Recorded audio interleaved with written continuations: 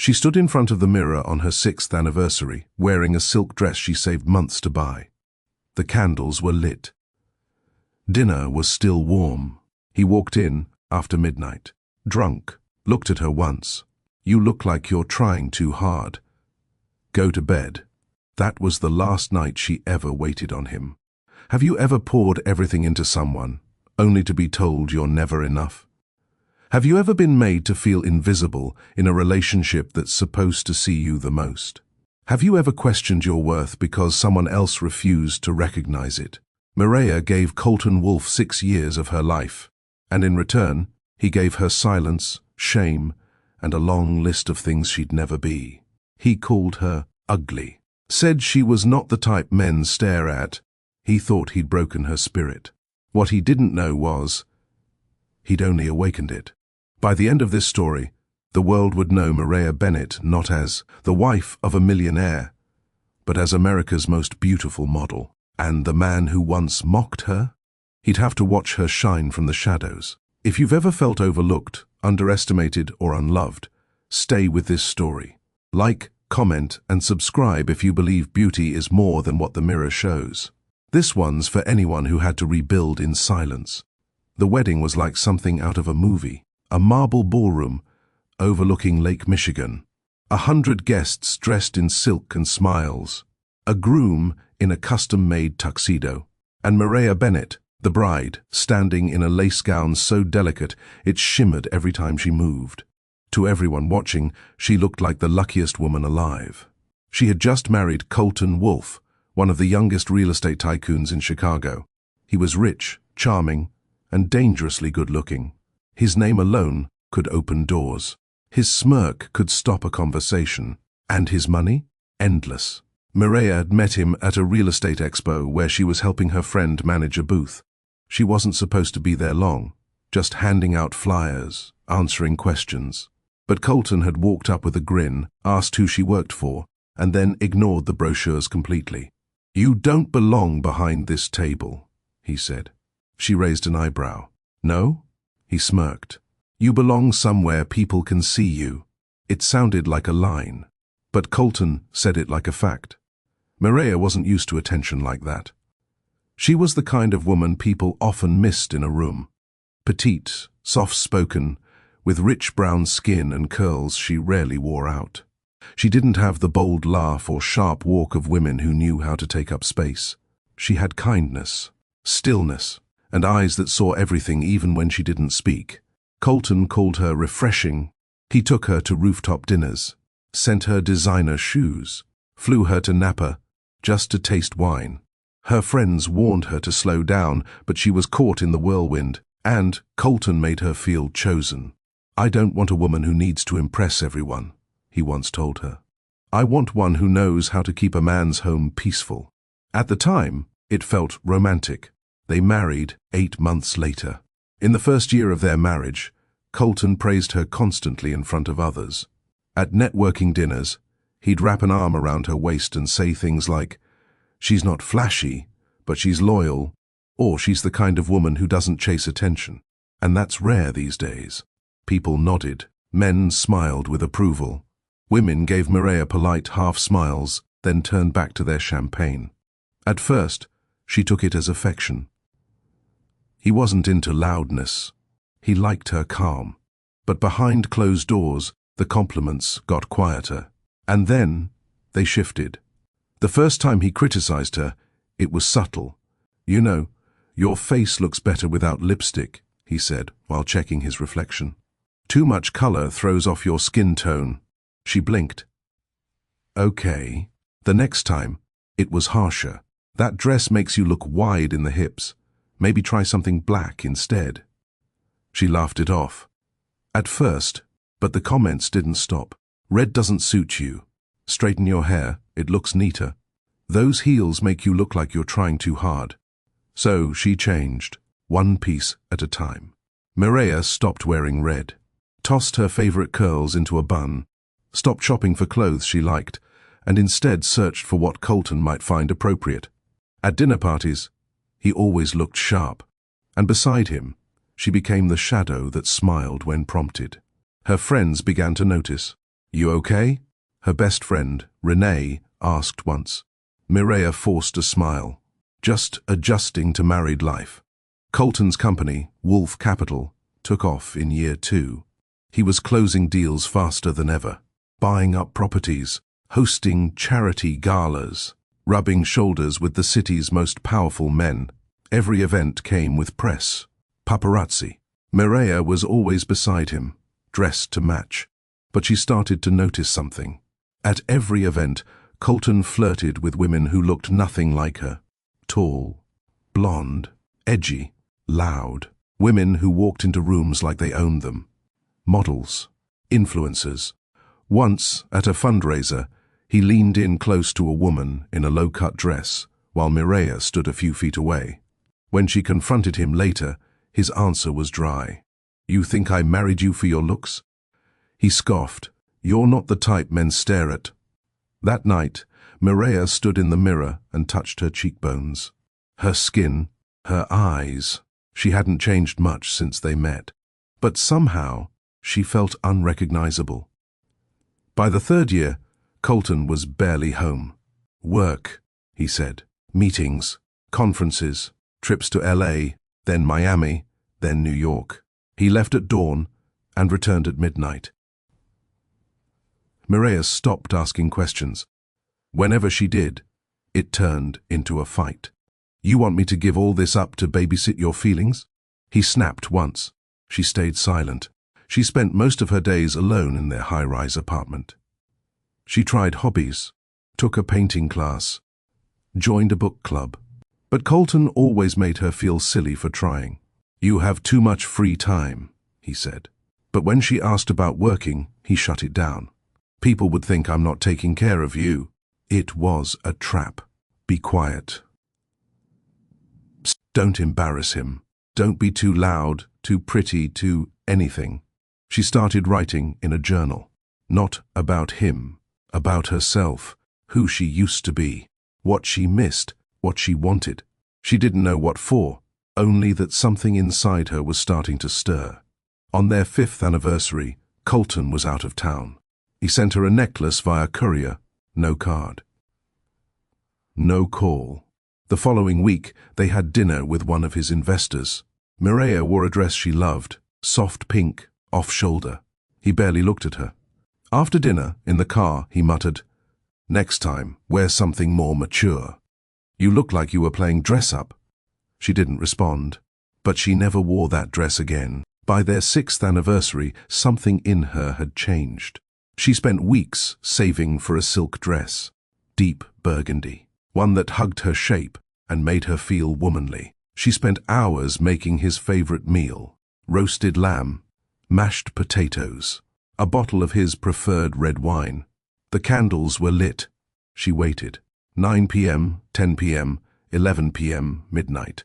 He walked in at 12:18 a.m., drunk, tie loose, shirt half unbuttoned. She stood in the dining room doorway. "Happy anniversary," she said, voice low. Colton glanced up. "You look like you're trying too hard," he mumbled, kicking off his shoes. "Go to bed." He collapsed on the couch, snored within minutes. Mireia didn't cry. She turned off the candles, packed the meal into containers, took off the dress and folded it neatly back into its box. She lay on the couch and stared at the ceiling. Her silence wasn't weakness anymore. It was preparation. The next morning, Colton was already gone by the time Mireia woke up. No note, no message, no apology.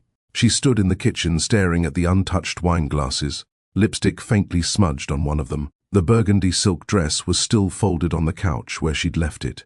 Even the wax from the candles had cooled and hardened.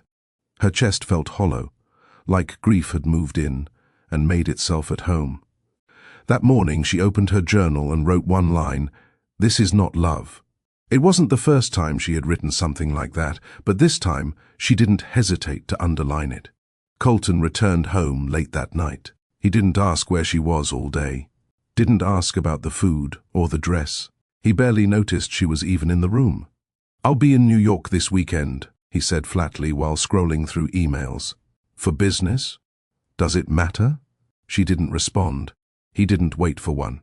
That silence between them, once peaceful, had become loud. Heavy, impossible to ignore. Over the next few days, Mireia stopped speaking unless necessary.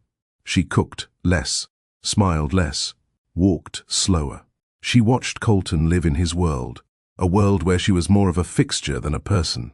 She couldn't remember the last time he looked at her like he used to. And for the first time, she didn't feel sad about it. She felt done. The decision to leave wasn't loud or dramatic. There were no slamming doors, no fights, no accusations. Mireia simply packed a single suitcase, a few blouses, 2 pairs of jeans, her journal, and a framed photo of her mother. She didn't touch any of the designer clothes he had bought her. She didn't take his money. She didn't even leave a note. She walked out at 6:12 a.m., just as the sun was rising over the lake. The city was quiet, the streets still wet with dawn. Mireia took one last look at the penthouse she had lived in for 6 years. And then she left without looking back. Mireia moved into a small apartment on the south side of Chicago. It was modest. 1 bedroom, no view. But it was hers. She found a job at a local art gallery called Elysian House. It wasn't glamorous. She catalogued paintings, cleaned smudges off glass frames, took inventory in the storage room. But every morning, when she unlocked the front doors and turned on the lights, she felt something she hadn't in years. Peace. There were no cold stares, no silent judgment, no one telling her what she should wear or how she should speak. She wore her curls out again. Let them be wild. She walked in sneakers, wore colors, laughed with co-workers. It was simple, but it was hers. One afternoon, a man walked into the gallery just before closing. He had a camera slung over his shoulder and a leather-bound notebook in his hand. Tall, quiet, observant. He wasn't like the businessman Colton used to bring around. He didn't flash wealth. He didn't lead with charm. He led with presence. "Hey," he said, "I'm looking for the curator." "She stepped out for the day," Mireia replied. "I can take a message." He paused, then looked at her, really looked at her. "You ever modeled?" Mireia laughed under her breath. "What?" He stepped closer, respectful distance maintained. "You have presence. It's rare. Quiet, but grounded. People usually call it plain," she said, half joking. He shook his head slowly. "They're wrong." He handed her a card. Ray McClain, photographer. Vision and Texture Studio. "If you're ever curious," he said, "call me." And with that, he walked out. For weeks, she stared at that card on her nightstand. She wasn't a model.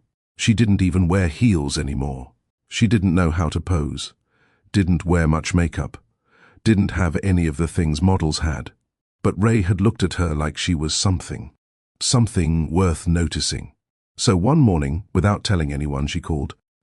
Their first shoot was at dawn, on the rooftop of an old loft building. Ray didn't bring a glam squad. No lights, no fan machines.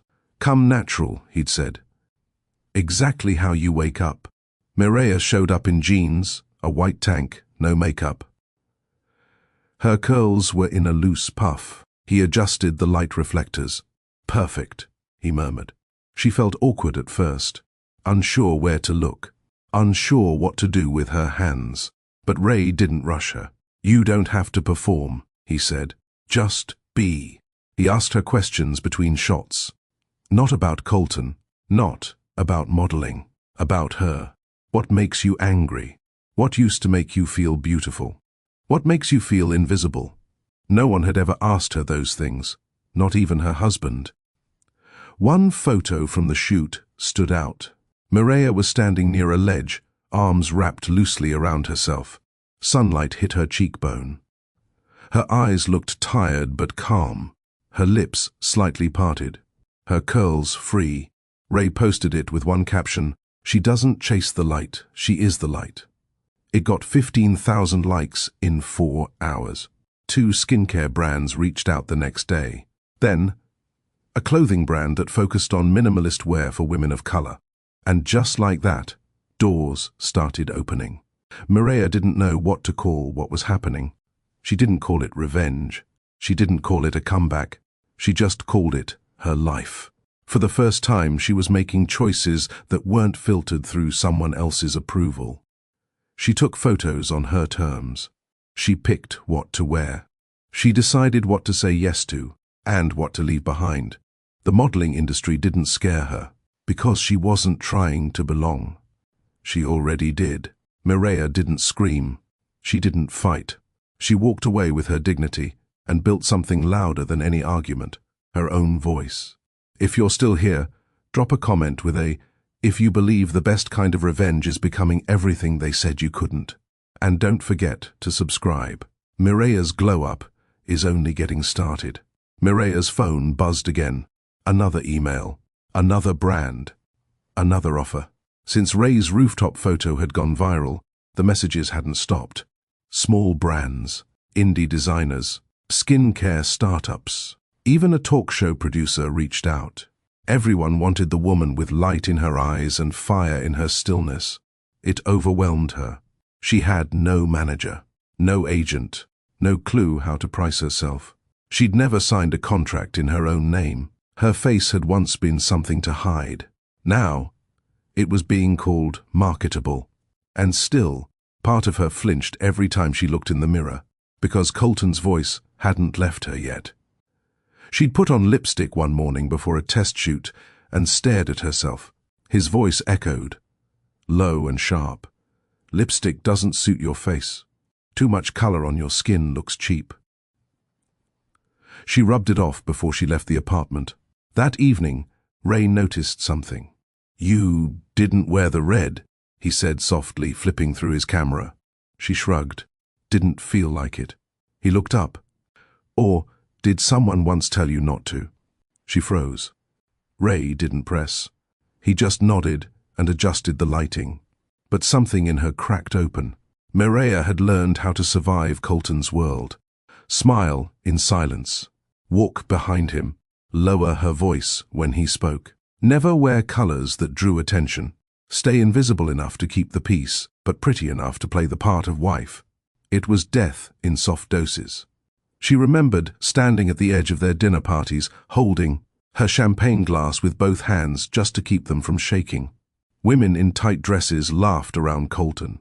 He'd glance at her occasionally, like a man who had already eaten and wasn't hungry anymore. Her beauty had never been enough for him. Not the way she smiled. Not the way she carried herself. Not the way her body curved. She was always almost glamorous, almost elegant, almost interesting. And every time she tried harder, he raised the bar higher, until she was chasing a version of herself that didn't exist. That was the part no one ever talked about. The way emotional wounds didn't show up in bruises, but in habits, in hesitation, in how softly someone begins to speak after years of being talked over. Mireia didn't cry over Colton anymore, but she still heard him. Every time she second-guessed a pose. Every time she rejected a dress she loved because it showed too much hip. Every time she stood in a room and scanned it for someone who might judge her. That voice in her head wasn't hers. It was his. So she started doing something new. After each shoot, Mireia would go home, take a long shower, and write one truth about herself in her journal. I am not hard to look at. I am not a mistake someone tolerated. I am not too much of anything. She wasn't trying to go viral. She was trying to get free. One brand, Harlow & Kin, a body-positive fashion label, booked her for their spring campaign. The shoot required wearing a red wrap dress. Mireia hesitated at the fitting. "Try it," said the stylist, a young woman with box braids and bold energy. "You've got the skin tone to shut down an entire room in this color." Mireia stepped into the dressing room and stared at herself for a long time. The dress hugged her curves, dipped slightly at the neckline. The color lit up her skin. She remembered what Colton had once said when she wore red to a wedding event. "You look like a clown trying to get noticed." Now, she looked like a woman who'd finally stepped into her own light. When she walked out, the stylist clapped. Ray, behind the lens, gave a small smile and raised his camera. Click, click, click. By the time the campaign launched, Mireya's photo was on the cover of the brand's catalogue, captioned with a simple phrase, "Wear what reminds you of who you are." The next call came from a well-known online magazine, Emerge. They wanted to feature Mireya in a segment called Faces That Changed the Standard. It would highlight women redefining beauty on their terms. The interview was scheduled in a loft downtown. Mireya arrived early, hair in its natural halo, skin bare, gold hoops glinting under soft lighting. The journalist, Aria, was young, sharp-eyed, and warm. After the basics, childhood, career, confidence, she leaned in with a softer question. "What do you think is the most beautiful thing about yourself?" Mireya paused. She could have said her eyes, her lips, her smile. But what came out surprised even her. "My refusal to stay small." Aria nodded slowly. "That's power." Mireya smiled. "It took me a while to believe it." Later that evening, Ray drove her home. The city lights made her skin glow gold. She sat quietly, looking out the window, then turned to him. "You know, he used to tell me I was lucky he married me." Ray gripped the steering wheel tighter, but he didn't interrupt. "He said no one else would have tolerated how I looked." Ray pulled over near the curb, put the car in park, and turned to face her. "I don't know him," he said, voice low, "but I've seen a lot of faces through my lens. Thousands." He took a breath. "Your face is the one I remember." The next morning, Mireya stood in front of the mirror, holding that same tube of red lipstick she hadn't worn in years. It sat in her hand like a dare. She twisted it open, pressed it to her lips, and this time, she didn't wipe it off. The shift wasn't loud. It was gradual, internal. Mireya began saying yes to things she would have once run from. She said yes to a panel discussion on redefining beauty. Yes to a walking campaign that featured unedited bodies. Yes to another photo shoot, this time in a bathing suit. Every yes felt like peeling away a lie someone else had sewn into her skin. Colton had once told her, "You don't have the body for attention." Now, women were messaging her from across the country, saying, "Thank you for making me feel seen. You look like me. And you look powerful. My daughter saw your campaign and said she wants curls like yours." Fame wasn't what changed Mireya. It was freedom. The freedom to stand fully in her body without apology, to speak without shrinking, to laugh loudly, to feel beautiful, even without anyone's permission. Ray became her unofficial manager, helping her read contracts, decline the brands that felt fake, and prioritize shoots that honored her truth. But more than that, he was her anchor. He never told her how to look, never asked her to adjust. He watched her walk into rooms with quiet pride, listened when she was anxious, gave space when she needed it. He saw her not as potential, not as performance, but as person. One day, while shooting an editorial for a major fashion magazine, the creative director pulled her aside. "We want you on the next cover," she said. "The spring issue. The real issue." Mireya blinked. What does that mean? No edits, no contouring, no stylists making you fit in, just you. How you are, who you are. Mireya sat with that for a moment. Then she smiled. "I can do that." The shoot was simple. Bare face, natural light, a white shirt, her curls full and free. As the photographer snapped photos, Mireya thought about everything it had taken to get there. The girl who starved herself to be softer. The woman who stood in doorways, trying not to take up space. The wife who stopped wearing lipstick to avoid comments. All of them lived in her still. But now, they had company. Because this version of Mireya, the one on this set, in this moment, wasn't trying to be enough. She already was. The magazine hit shelves in early March. The headline read, "Mireya Bennett, the face of truth."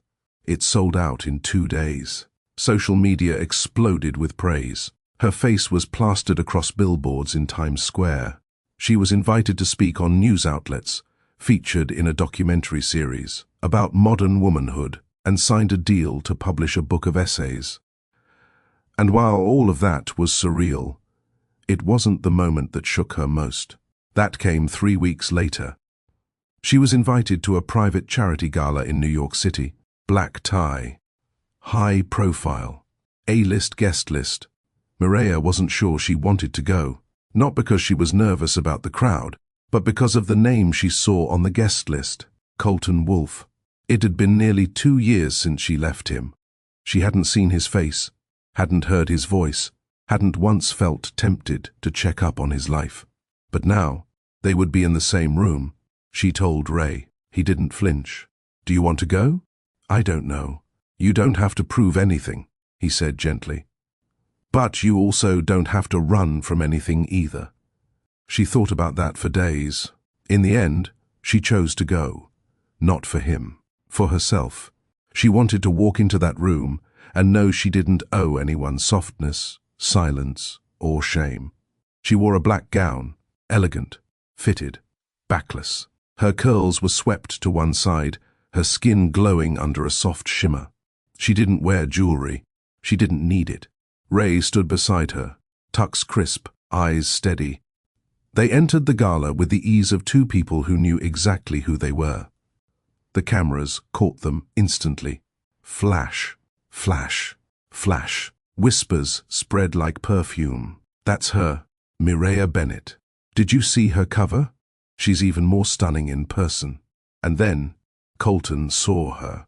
He was standing at the bar, surrounded by 2 investors and a model. His laugh froze. His posture stiffened. The glass in his hand trembled slightly.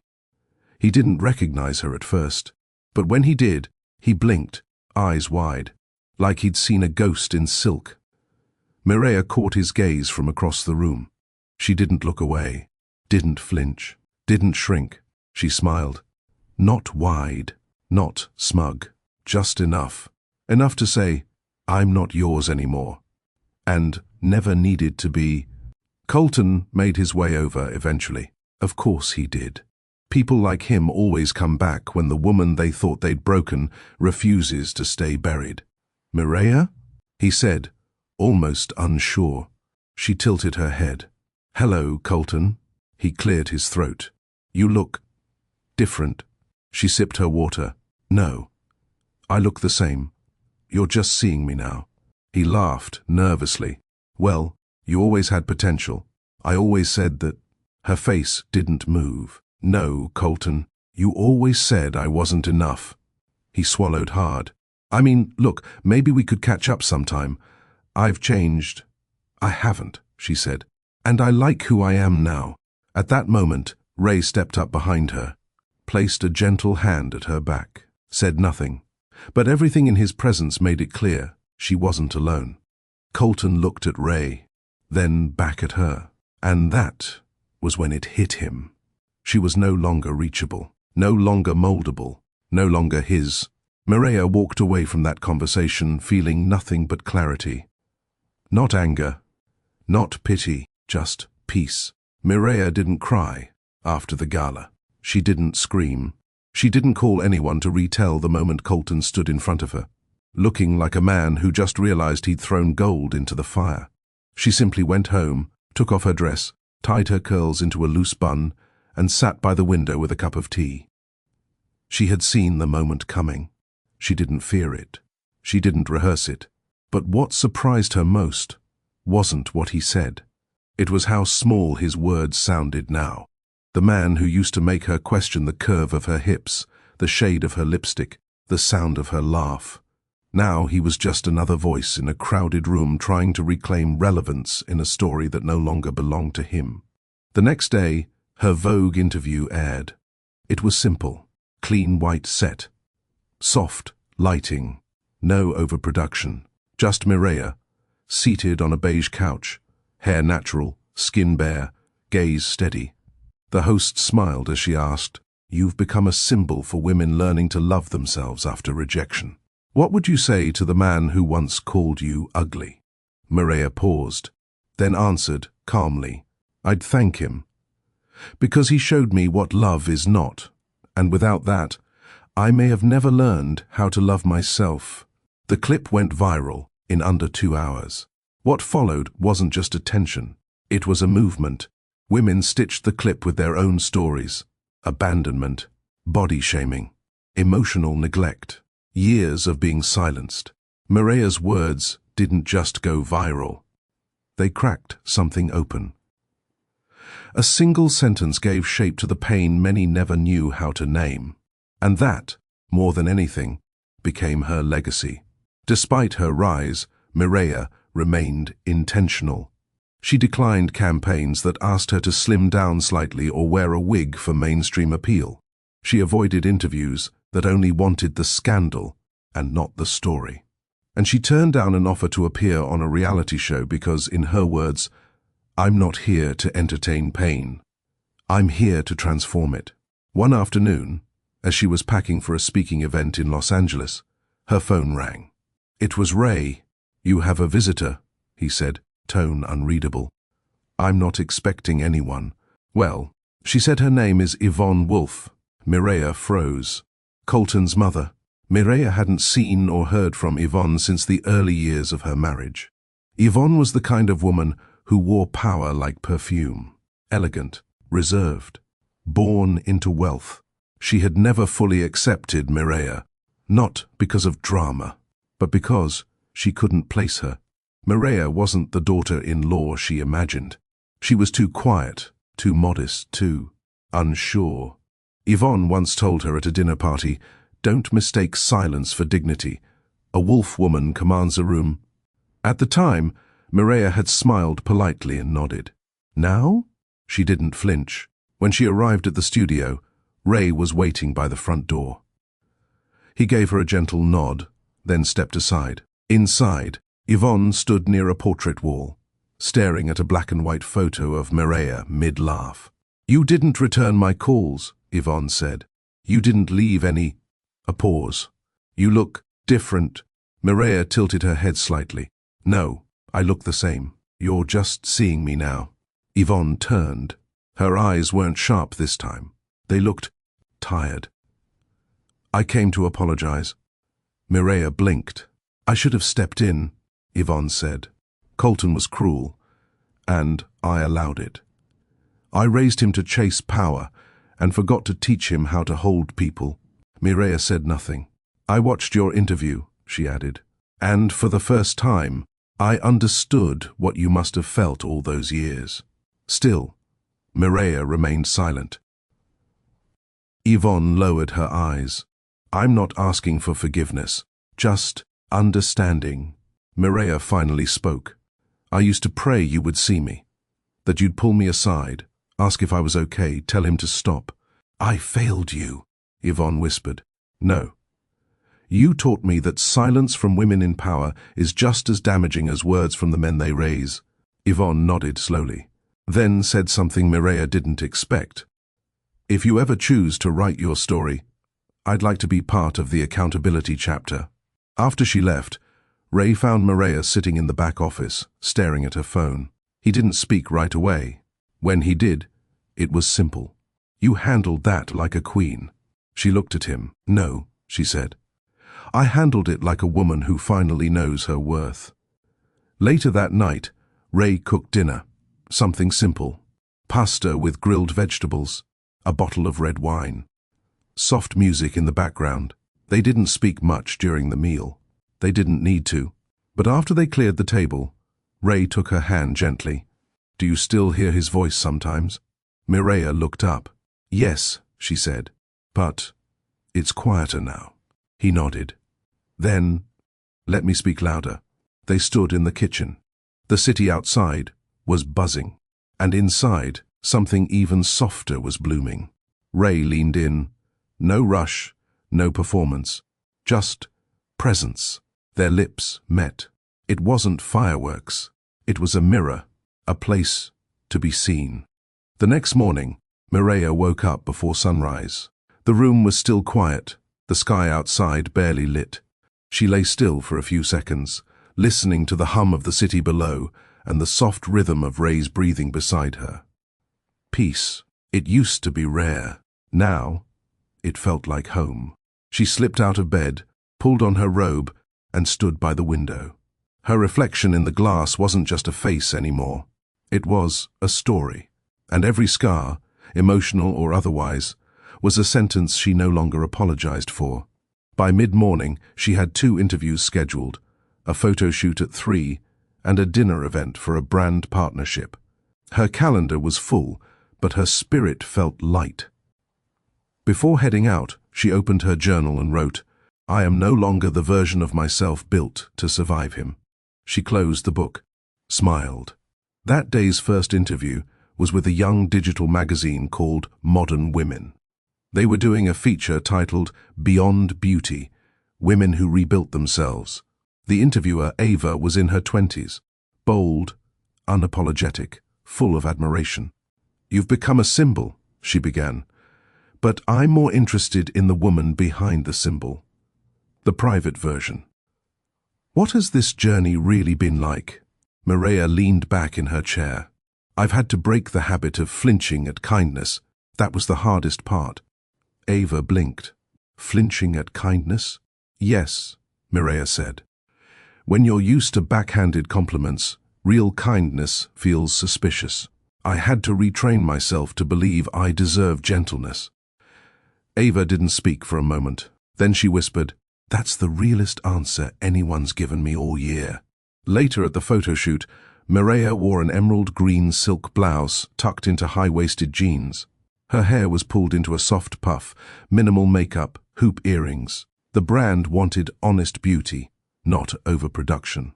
And that's exactly what Mireia gave them. The photographer paused mid-shoot. "You've got this glow, but it's not glam. It's stillness, strength." She didn't respond with a clever line. After the shoot, she stepped into the makeup room and checked her phone. A message, unknown number. "You still owe me a thank you. I built the woman they love now. CW." She stared at the screen for a long time. Not anger, not fear. Pity. She put the phone down, picked up her lipstick, read, and reapplied it carefully in the mirror. This time, she didn't hear his voice. She heard her own. And it said, "He doesn't get to name what he didn't nurture." That evening, she met Ray at the dinner event. It was hosted by a collective of women-owned brands, celebrating authenticity in media. The room was full of conversation, laughter, clinking glasses. Mireia walked in and was immediately approached by a girl no older than 19. "You're her, right?" she asked. "Mireia Bennett?" Mireia smiled. "I am." The girl looked nervous. "I just wanted to say, I watched your Vogue clip every day for 2 weeks after my breakup. It helped me stop begging for love that hurt me." Mireia touched her arm gently. "You didn't need to beg in the first place. But I'm glad you're standing now." Ray watched them from across the room. He didn't approach, didn't interrupt, just smiled. Proud. Later that night, as they left the event, Mireia asked, "Do you think I've changed?" Ray looked at her for a beat, then said, "No, I think the world just finally caught up to the real you." They walked a few blocks in silence. The streets were lit with soft yellow light. City sounds echoed in the distance. Then Mireia stopped, turned toward him. "I used to think my value came from being chosen." Ray stepped closer. "And now?" She reached for his hand. "Now I know it comes from choosing myself. Every day." He smiled, then pulled her into his arms. Not for show, not for possession, but in that quiet, secure way that said, "I see you, all of you. And I'm not afraid." That night, back in her apartment, Mireia took off her heels and stood barefoot by the mirror. She didn't adjust her dress, didn't suck in her stomach, didn't change the way she stood. She looked at her reflection, eyeliner slightly smudged, curls a little messy, lips still holding the red, and she whispered, "You're beautiful." Not because they finally see it, but because you do. If you've ever looked in the mirror and heard someone else's voice instead of your own, it's time to take it back. Drop A if you're reclaiming your reflection. Like, comment, and subscribe for more powerful, heart-centered stories like Mireille's. By the time spring rolled in, Mireille wasn't just in the spotlight, she defined it. Every major magazine wanted her on the cover. Editorial boards praised her for breaking the mold. Commentators debated whether she was the next face of a new standard. But while the world celebrated the surface, her face, her skin tone, her shape, Mireille stayed grounded in something deeper. She knew how dangerous attention could be, especially when it came from the same voices that once ignored women like her. She remembered walking into rooms 2 years ago and being asked, "Who are you here with?" Now, those same people held their phones up to capture her entrance. The irony didn't escape her. Her team was small but tight. Ray handled her bookings. Aria, the journalist from Emerge, became her publicist, and 2 of her former CO workers from Elysian House helped her run her growing non-profit, the Mirror Room, a program that funded therapy and self-image support for women leaving emotionally abusive relationships. Mireille had turned pain into purpose, and now she was building pathways for others to walk without bleeding. On a breezy Wednesday afternoon, she was invited to speak at a closed-door panel hosted by Sable, an elite circle of women executives, designers, and creatives shaping the future of fashion and media. The location was discreet, a private garden terrace in Manhattan. No press, no performances, just 20 powerful women and one open discussion. The panel topic? The beauty bias. Who gets seen, who gets sold. Mireille was seated between a top editor from a fashion house and a black tech entrepreneur who had once been turned down for funding because beauty brands weren't a safe bet for non-traditional founders. The conversation was raw, unfiltered. But when it was Mireille's turn to speak, the room fell especially silent. "I used to think being invisible was the worst thing," she said slowly. "Now I know. Being seen only on someone else's terms is worse." She let that land. "I spent years shrinking to fit into a version of beauty that was digestible, respectable, easy. And when I finally walked away, when I stopped asking to be loved, I started being seen. But not because I changed. Because I chose me." A few women nodded. One wiped her eyes. Mireille continued, "I'm not here to be a symbol. I'm here to be a mirror. Because someone, somewhere, is trying to survive what I already did." After the panel, one of the guests approached her. A silver-haired woman in her 60s with striking cheekbones and a cane that looked more like a scepter than a walking aid. "Years ago," the woman said, "a man at a magazine told me I'd never be more than a good assistant. Too hard-featured to be a model. Too urban to be editorial." Mireille raised a brow. The woman smirked. "Now, I run the board of that same publication." They both laughed. Then she added, "You don't just have a story, Mireille. You have a voice. Use it wisely, but never softly." Later that evening, back in her hotel suite, Mireille sat on the balcony with Ray. The sun was setting behind the skyline. The air smelled like wind and concrete. "I didn't think I'd ever be in rooms like that," she whispered.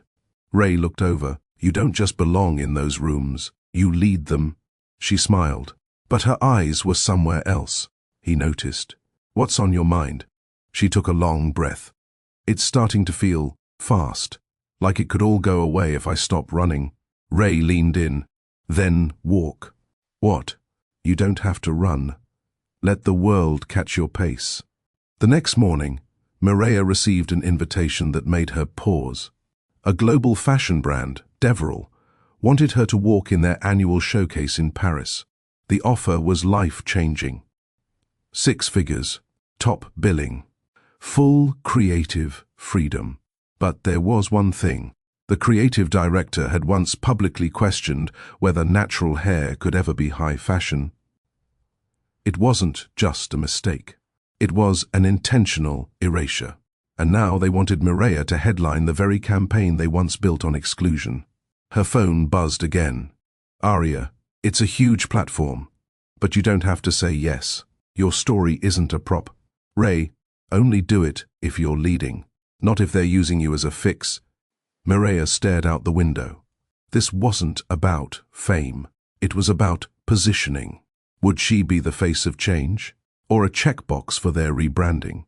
She closed the email without replying.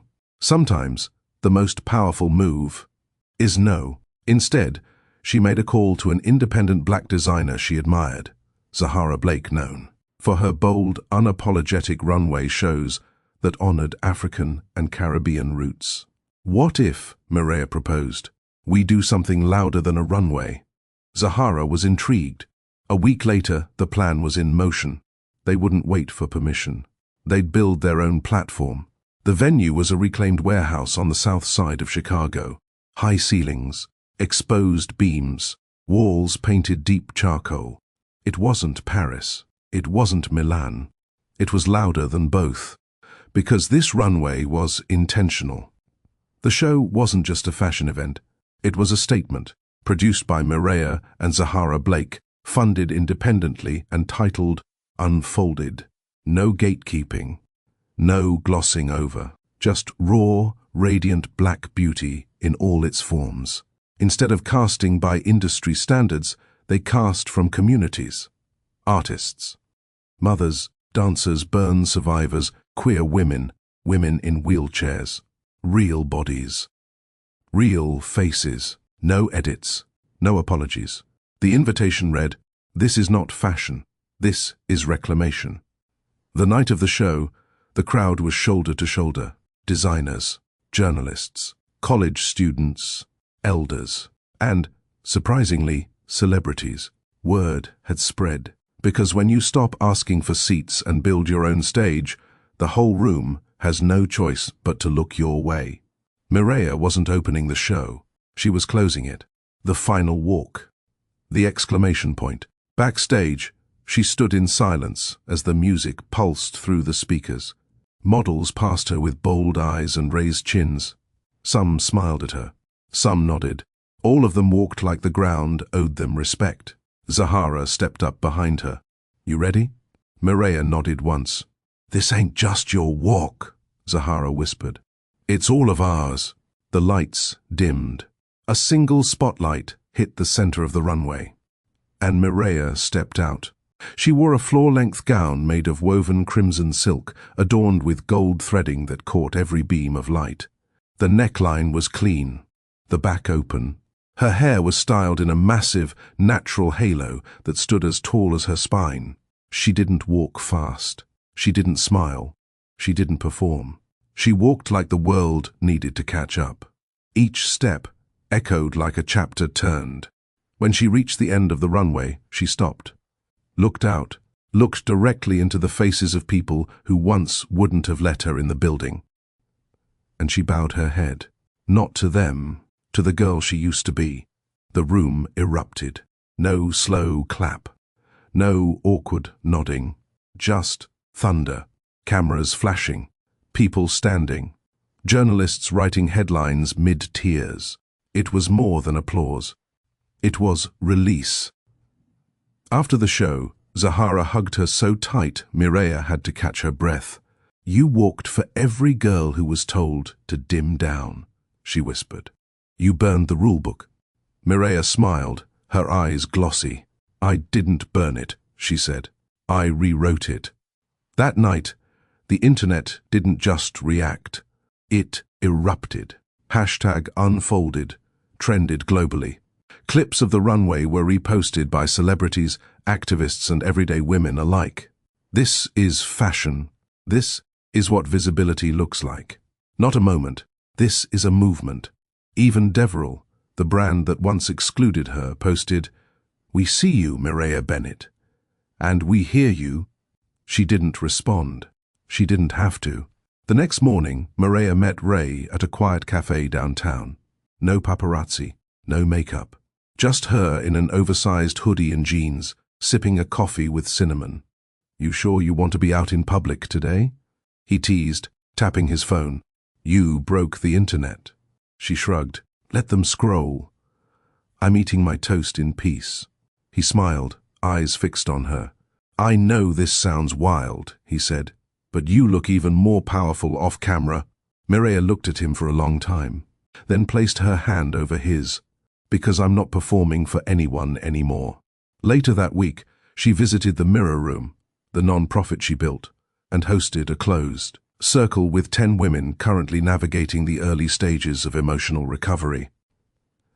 They sat on floor cushions, no cameras, no quotes for press, just women who had been told they were too much or not enough too many times. One woman, Tasha, stood up and said through trembling lips, "I've watched all your interviews, but seeing you like this, just showing up, that's what healed something in me." Mireia stood with her, held her hand, and replied softly, "You don't have to be perfect to be powerful." Back at home that night, Mireia sat alone on her balcony. No red carpet, no applause, just wind and stars. She opened her journal and wrote, "I walked for me, not for validation, not for revenge, for truth." Suddenly her phone buzzed. "Ray, check your email." Something beautiful came in. She opened her inbox. Subject, Vogue or cover approval. The self-love issue inside was the final layout. Cover, Mireia. Bare skin, no contour, no Photoshop, just her. A soft, proud gaze. Curls in full bloom. Caption, underneath, "I didn't become beautiful. I became free." The morning the Vogue cover hit stands, Mireia was already up before sunrise. She didn't rush to a newsstand. She didn't refresh her feed. She sat at her kitchen table, barefoot, robe loosely tied, a mug of ginger tea warming her palms. The sun hadn't even touched the blinds yet, but the peace in her apartment felt like light. When Ray arrived, holding 3 copies of the magazine and 2 almond croissants. He looked like a man who had watched a dream step off the page. "They didn't crop it," he said, breathless. "Not a single thing." He laid 1 copy in front of her. She stared at the glossy print. Her face, full frame, natural, centered. Her gaze was soft but solid. Her mouth neutral, almost defiant. Underneath, in bold serif font, "I didn't become beautiful. I became free." It didn't feel like revenge. It felt like proof. The internet, of course, exploded. Fashion critics called it historic. Sociologists quoted it in essays. Influencers captioned it endlessly. But Mireia? She stayed quiet. Because when your voice finally echoes louder than your past, you don't need to shout. Later that afternoon, she visited her old apartment complex on the south side. Not to stay, just to remember. The landlord recognized her immediately. "You sure you want to be out here without security?" he asked, half joking. Mireia smiled. "No one's after me. Not anymore." She stood at the door of Unit 2B for several minutes. This was the place she once cried herself to sleep, where she doubted every part of herself, where she sat on the floor with nothing but her journal and the sound of her breath. But it was also where she became unafraid. Sometimes you have to return to the smallest version of your life to fully appreciate the size of your growth. As she walked back to her car, a woman called out from across the street. "Mireia?" She turned. It was Renee, her best friend from college, the one who helped her move into Colton's penthouse, the one she'd lost touch with after the marriage consumed her. They stared at each other for a beat. Then Renee broke into a smile and ran across the street. "Girl, is it really you?" They hugged. It was warm, real, a reunion that didn't need small talk. They sat at a nearby cafe catching up for nearly 2 hours. Renee's life had shifted too. A kid now, new job, same laugh. But when the conversation grew quiet, Renee finally asked the thing that lingered. "Why didn't you tell me it got that bad?" Mireia stirred her tea slowly. "Because back then, I thought surviving it meant hiding it." Renee nodded, eyes soft. "You know I would have pulled you out, right?" "I know. And maybe that's why I couldn't let you see me like that. I wasn't ready to leave." Renee reached over and squeezed her hand. "You don't owe anyone shame. Not after how far you've come." Mireia smiled. That night, Mireia wrote her first long-form essay. Not for press, not for promo. For the mirror room. It was titled, When Love Feels Like Disappearance. She described how emotional neglect isn't always cruel. Sometimes it's quiet, like being slowly erased, like handing someone the pen and watching them rewrite you. She wrote about the look in Colton's eyes when she walked into a room. How he didn't have to insult her daily, he just had to never say she was enough. She shared how she'd wake up and forget what made her unique, how she became a reflection of his preferences rather than her own person. But she ended it with a line that would echo across thousands of reposts. If someone ever makes you feel invisible, leave before you forget how to look at yourself. The essay went viral, not on fashion blogs, but in private Facebook groups, therapy forums, healing circles. Women wrote back, "I didn't know how to name what I've been feeling. Until now. Thank you for putting my silence into words. I just packed my bag after reading this." Mireia didn't expect the outpouring, but she wasn't overwhelmed by it. She was ready for it. The next morning, she received a message request, a name she hadn't seen in years, Yasmin Wolf. Colton's younger sister. They'd barely known each other. Yasmin was rebellious, sharp-tongued, and never quite approved of the marriage. But she had also once whispered, "You're too soft for him," in a guest bathroom during a holiday party. Mireia opened the message. "Your Vogue cover, your essay. I don't even know what to say. I'm not writing for drama. I'm writing because I want to apologize for not saying more back then. I saw how he treated you, and I stayed silent. You didn't deserve that." Then, another line. "And I'm reaching out now because Colton isn't doing well. He's not in the news, but trust me, he's watching everything. And I think he's unraveling." Mireia sat with that, but only for a moment. Then she replied, "I hope he finds peace. But his unraveling is not my responsibility." And she meant every word. That evening, Ray surprised her with a small private dinner at her favorite rooftop spot. Just the two of them. No cameras, no speeches, just city lights, wine, and quiet. "I've been thinking," he said over dessert, "about what it must have taken to go from being told you weren't enough to being told by the world you're everything." Mireia smiled, setting down her spoon. "I stopped letting anyone else measure me. That's the only way I could grow." Ray nodded slowly. "And you've become breathtaking." She looked at him for a moment. "I haven't become anything. I've returned to myself." It had been 2 weeks since Mireia's Vogue cover dropped, and the world still hadn't stopped talking. But she had learned to tune out the noise. The praise was loud but fleeting. The true reward was peace. And that morning, peace looked like almond butter on toast, soft jazz in the background, and a delivery of handwritten letters from supporters that her team filtered and mailed directly to her apartment. Mireia read them slowly, one by one. A teenager in Houston wrote, "My mom always said my skin was too dark for lipstick, but I wore red yesterday, and I didn't wipe it off." Another, from a woman in her 60s. "Your story reminded me that it's never too late to walk away. I just signed my divorce papers. I feel scared, but I feel free." Mireia pressed the envelope to her heart and whispered, "Let them keep rising." Later that day, Ray invited her to join him on a location scout for a photo campaign he was directing. Not as the subject, but as a creative eye. "You've got something," he told her, "not just in front of the camera. You see people." They visited a community art space in Bronzeville, a raw industrial loft with concrete floors and wall-to-wall windows. The light there was unreal. As they walked the space, Mireia paused at a mural halfway finished, painted by local teens in the program. It showed a faceless woman standing at the edge of a bridge, her hands outstretched. Each brushstroke looked like an emotional scream turned into color.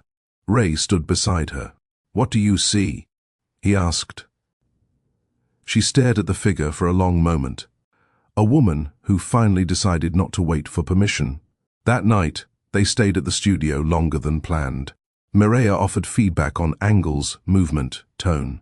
Ray watched her, not just admiring her beauty, but the way her mind worked. The precision, the instinct. "You know you could creative direct full-time," he said. She shook her head. That's your lane. No, Mireia, you were always more than a face.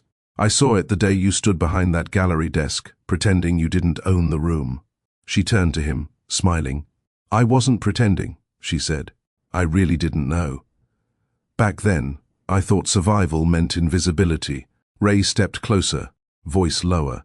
Now you're building spaces where women don't have to vanish to feel safe. The moment hung between them.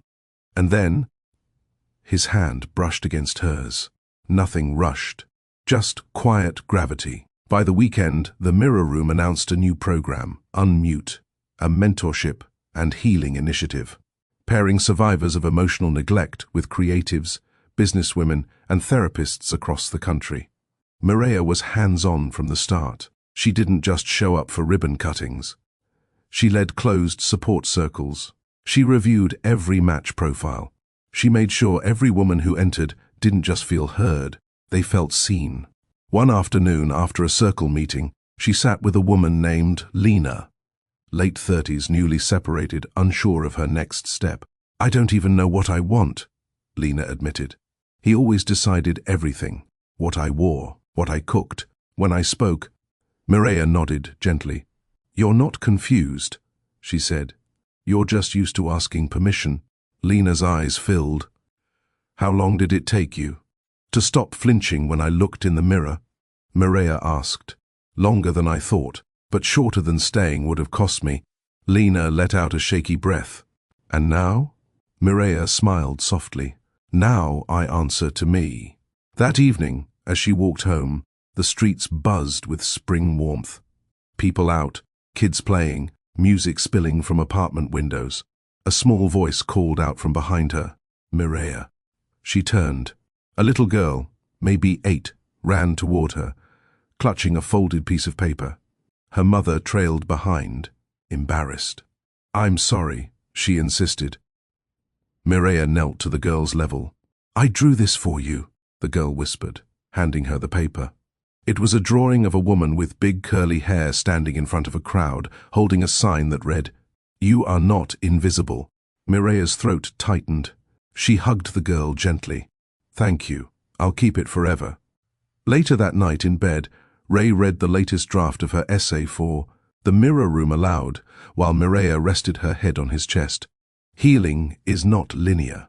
It's a slow undoing of what silence taught you to survive.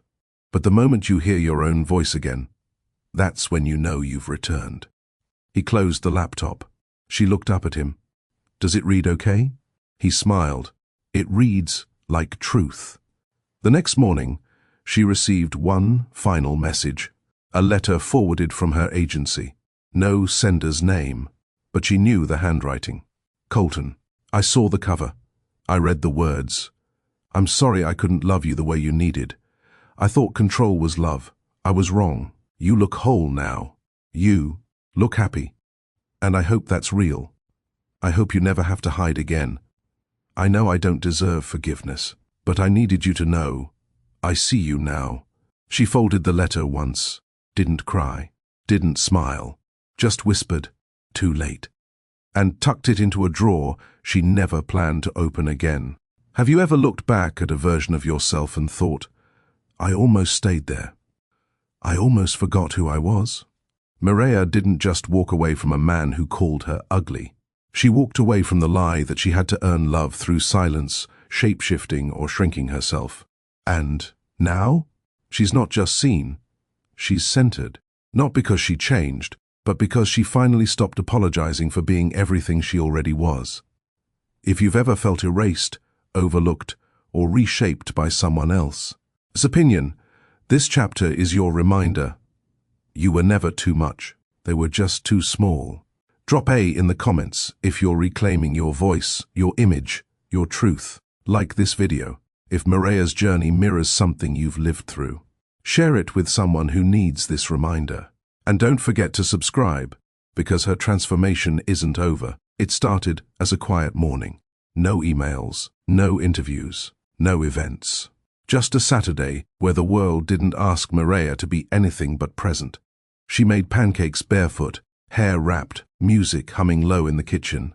Ray stood beside her, flipping through a local magazine that had featured the Mirror Room on its front page. "You're on fire," he teased, holding it up. "Chicago's own freedom architect." She laughed. "That's a stretch." He closed the magazine. "No. What's a stretch is how long it took the world to finally see what I saw the first day I met you." Mireya looked over her shoulder, eyes soft. "And what was that?" He didn't blink. A woman who wasn't afraid to carry her silence until it turned into something loud. Later that day, they took a walk through Jackson Park. It was warm for early April, and the air carried the scent of earth, trees, and promise. They strolled past families grilling, kids flying kites, couples holding hands. Mireya watched them all quietly. "You ever think about it?" she asked. "Think about what?" "Marriage, a family, starting over." Ray slowed his steps. "I think about what real partnership looks like, the kind where no one's trying to fix the other." She nodded. "I used to think love meant being chosen. Now I know it means being safe." They sat on a bench facing the lagoon. The water shimmered under soft sunlight. Ray reached into his bag and handed her a small black notebook. "What's this?" He grinned. "A beginning."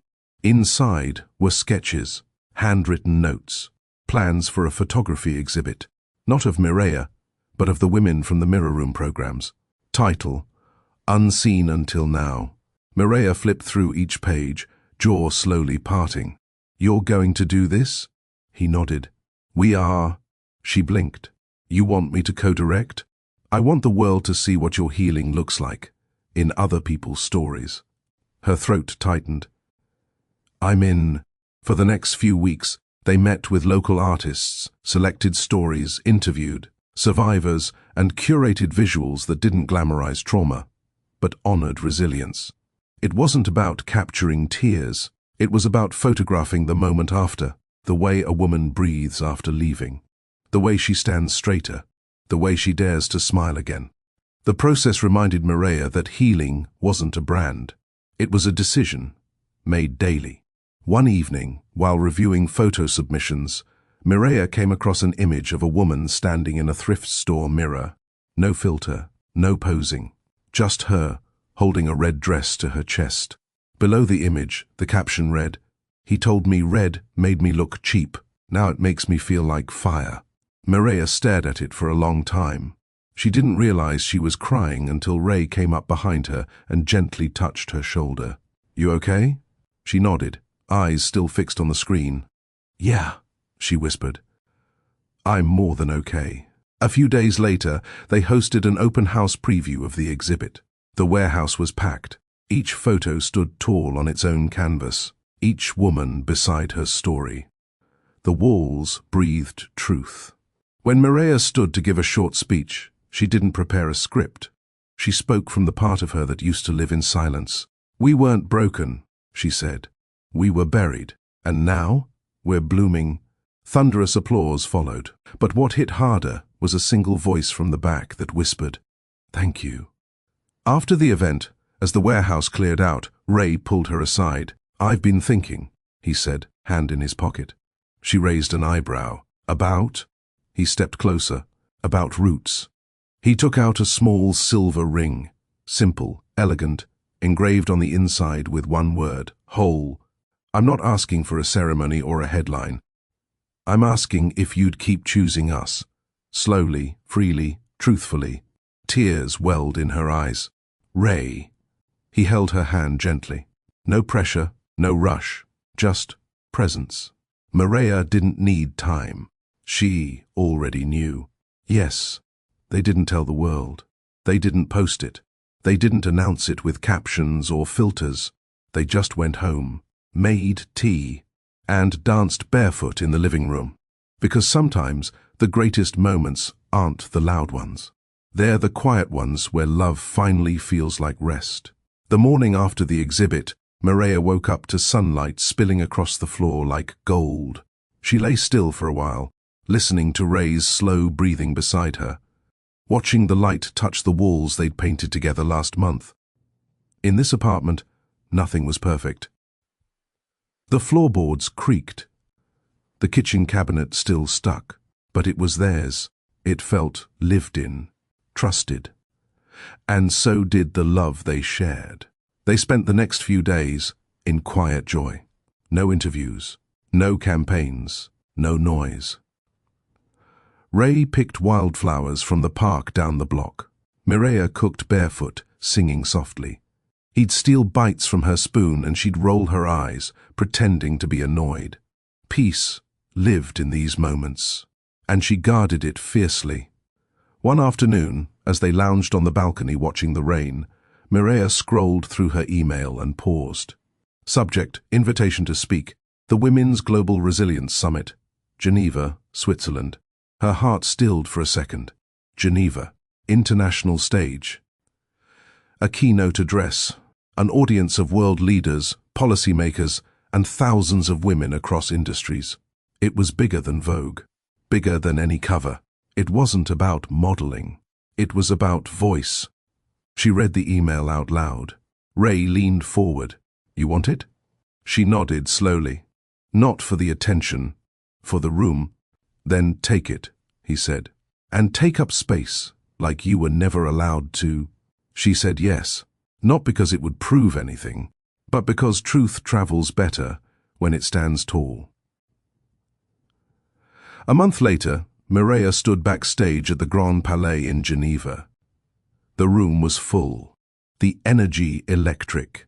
Her team waited in the wings. Ray gave her hand a gentle squeeze before she stepped up. No teleprompter, just a mic and a podium. She inhaled, then spoke. "When I was 21, I married a man who called me everything but beautiful. He said red didn't suit my skin. He said I was lucky someone like him even looked at me. And for a long time, I believed him, because I had confused silence with love. But then something shifted. I stopped chasing the mirror he kept holding up, and I built my own. Today, I don't stand here as a model. I stand here as a woman who remembered her shape, her voice. And I say this to anyone who was ever told to shrink: you are not hard to love. You were just too real for people who only know how to want reflections." Silence. Then, a standing ovation. Mireia closed her eyes, not to take in the praise, but to thank the version of herself who once sat on the floor of a one-bedroom apartment thinking she had to disappear to survive. After the speech, women from around the world approached her. A surgeon from Istanbul, a mother of 3 from Canada, a former politician from Brazil, each one with the same message. Your story gave mine permission to breathe. When she got back to her hotel suite, she opened her phone and found one message that stilled her again. From her mother. They hadn't spoken in over a year. Not because of anger, but because Mireia needed space to become herself outside her family's expectations. The message read, "I watched you today. I cried. I'm sorry I didn't protect you from that marriage. I thought keeping quiet meant being strong, but you've taught me that strength has a voice. I see you now, and I am proud of you." Mireia pressed the phone to her chest. Healing wasn't just hers anymore. It rippled. That night, she and Ray walked along the lake, the city lights reflected in the water like stars that had come home. "You're still her, you know," he said. "The girl who used to wonder if she was too much." She looked at him. "And now?" "Now you don't wonder. You own it." They stood still as a cool wind brushed through. "Do you think I'll ever forget how it felt to be unseen?" She asked. Ray's answer was simple. "No. And that's your superpower." Later that week, as they flew home, Mireia journaled from 36,000 feet above. "Freedom didn't come when I was crowned by others. It came the moment I looked in the mirror and didn't flinch." She tucked the pen behind her ear, leaned against Ray's shoulder, and closed her eyes. No makeup, no performance, just love. The kind that doesn't demand proof. The kind that whispers, "You are already enough." A week after Geneva, Mireia stood in the heart of her studio, surrounded by canvases, old cameras, and notebooks filled with outlines for future projects. No glam squad, no spotlight. Just her, hair wrapped, hoodie on, glasses perched on her nose. This was the version of Mireia no one saw on magazine covers. And yet, it was the one she cherished most. Because this version had nothing to prove. She was editing footage for a short film she and Ray had co-produced. Unedited, a visual letter to black women who had ever been told to tone it down. Each frame featured women sitting still in their truth. No filters, no soft lighting. Just real skin, real voices and stillness that refused to be minimized. As Mireia adjusted a cut on the timeline, a notification popped up. Email, NAACP Image Awards, nominee announcement. She blinked, opened it. Her hands stilled. She'd been nominated. Outstanding social impact through media. She read it twice, then a third time. Ray walked in seconds later, setting down 2 iced coffees. You okay? She turned slowly. I've been nominated. For the NAACP. His eyes widened. You're kidding. Nope. Ray beamed. You know what this means? She smiled faintly. That I'm being seen. For more than just beauty. He pulled her into a hug. You've always been more. The announcement stirred buzz online. Not for the glamour, but for what it represented. A former trophy wife, once ignored and silenced, was now nominated for honoring other voices. But while the world celebrated, Mireia stayed focused. She visited the mirror room twice that week. Sat in 3 sessions. Met with mentors. Even joined a session as a participant. Because no matter how far she rose, she refused to forget the floor. She once sat on, knees pulled to chest, voice barely above a whisper. That same week, she got a call from Dr. Naylor Freeman, an acclaimed professor of women's history and social justice at NYU. I'd love to bring you in as a guest speaker, Dr. Freeman said. Your story aligns with our course on modern feminism and media narratives. Mireia hesitated. I'm not an academic. Dr. Freeman laughed gently. That's exactly why I want you. You lived what most only study. She agreed. The class was intimate, 20 students seated in a circle, eyes wide with curiosity and respect. Mireia didn't bring notes. She brought presence. I used to think staying silent made me strong, she told them. Now I know strength is the ability to speak without asking for permission. A student raised her hand. Do you still hear his voice sometimes? Mireia nodded. Yes, but now I speak louder.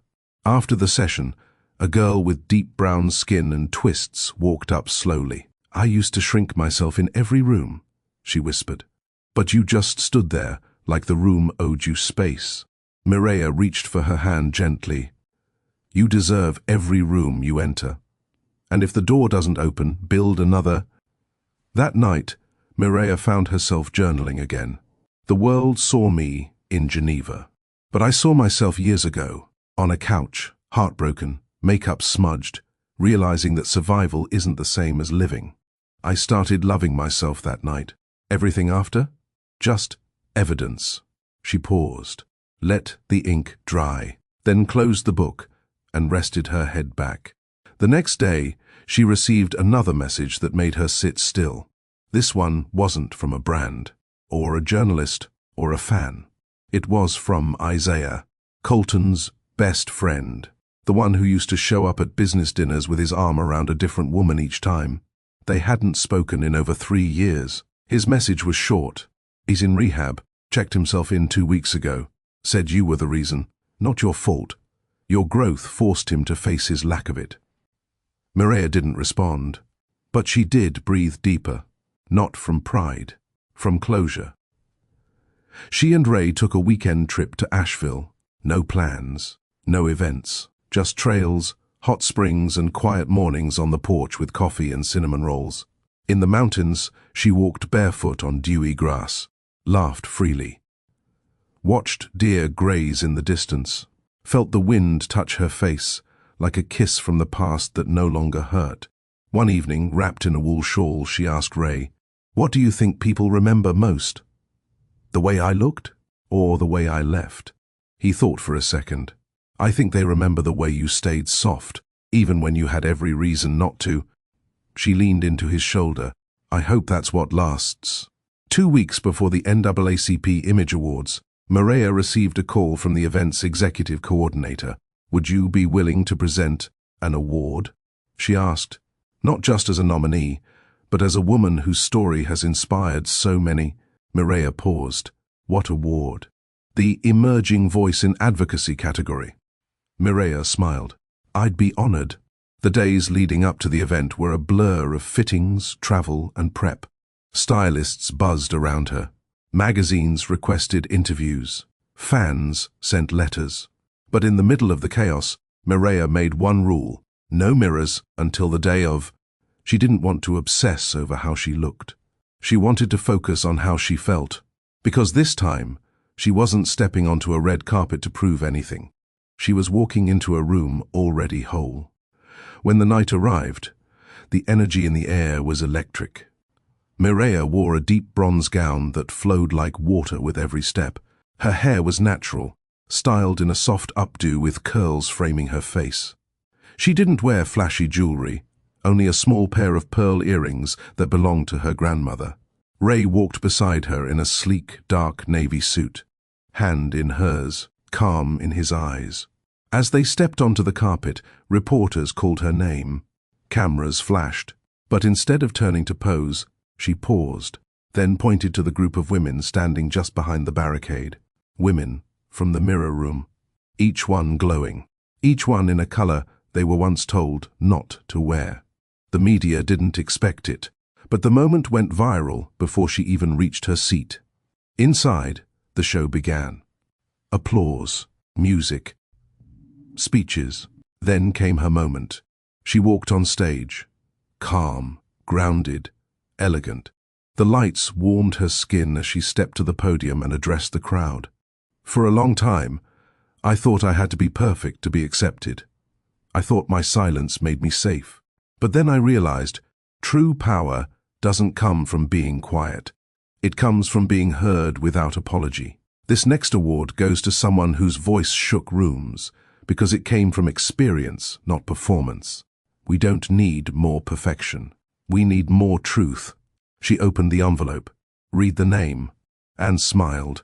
After the ceremony, she sat quietly in the green room, champagne untouched, heels off. Ray sat beside her. You know, he said, you look like you belonged on that stage. She glanced over. I didn't belong there. His brow furrowed. I built it, she said with a smile. Her category was called Next. When her name was announced as the winner of Outstanding Social Impact through Media, the room stood. But Mireia didn't. Not right away. She looked at the other women around her, the ones who had supported her work, held her hand, sat with her in meetings. Then she stood and walked to that stage with every woman in the room walking with her in spirit. This award doesn't belong to me alone. It belongs to the women who left without closure, to the ones who stayed silent until they couldn't anymore, to the ones who looked in the mirror and whispered, I miss her. Thank you for seeing me, but more importantly, thank you for seeing yourselves in me. Backstage, her phone buzzed again. A message from an unknown number. But the words were familiar. I used to think I needed someone to love me to feel worthy. But tonight, you reminded me, I already am. Thank you, Mireia. No name, no context, just gratitude. She screenshotted it and saved it in a folder labeled Proof. When the evening ended, Mireia didn't attend the after-parties. Instead, she and Ray drove out of the city to a quiet overlook. They spread a blanket, shared late-night takeout, played soft music through the car speakers, and she rested her head on his chest, shoes kicked off, heart finally still. You know what scares me? She whispered. He looked down. What? That this peace is temporary. Ray nodded. It is. She looked up, surprised. But so is pain, he added. What matters is what we plant between the two. She exhaled deeply, let the wind hit her bare shoulders, then smiled. I'm planting roots. Absolutely, Peter. Here's the full Chapter 8. Part 1. 1,500 words of your story. The morning after the NAACP Image Awards, Mireia didn't post a single thing. No photos, no thank you threads, no look at me captions. Instead, she brewed her favorite chamomile blend, stepped out onto the balcony, and stood barefoot in her oversized robe while the city yawned awake around her. Peace didn't beg to be seen. It existed, and today she was content to exist with it. The awards had been a whirlwind. Her inbox overflowed. Fashion houses, media outlets, international non-profits, all of them now saw her as a brand, a woman to endorse, a voice to quote, a face to plaster on campaigns about empowerment. But behind all of that, she was still just Mireia, a woman who once sat on her kitchen floor in a dress she saved months to buy, waiting for a man who would never come home. A woman who once begged her reflection to look like someone worthy of love. Now the world saw her, but she had already seen herself. Ray found her out on the balcony, sipping slowly, eyes somewhere in the clouds. "Don't tell me you're answering emails already," he joked, leaning against the doorway. She shook her head. "Nope, I'm just breathing." He smiled. That's a powerful act in itself. They spent the next few days in near silence. No planning, no pitching, no photo shoots. Instead, they cooked together, watched documentaries, sat in bookstores for hours without buying anything, took walks at sunset without needing a reason to talk. It wasn't glamorous, but it was whole. On Thursday, Mireia stopped by the mirror room unannounced. The team was prepping a new therapy space. Light blue walls, soft pillows, candles, a window that let the sun fall perfectly across the floor. She sat in the corner as one of the coordinators, a woman named Joy, led a group session for newly separated women. No cameras, no fanfare, just women telling their truth without interruption. A woman named Camille spoke up. "I don't even know how to be without him," she admitted. "I don't remember what my voice sounds like." Mireia's eyes welled, not from sadness, but from recognition, because she knew that pain.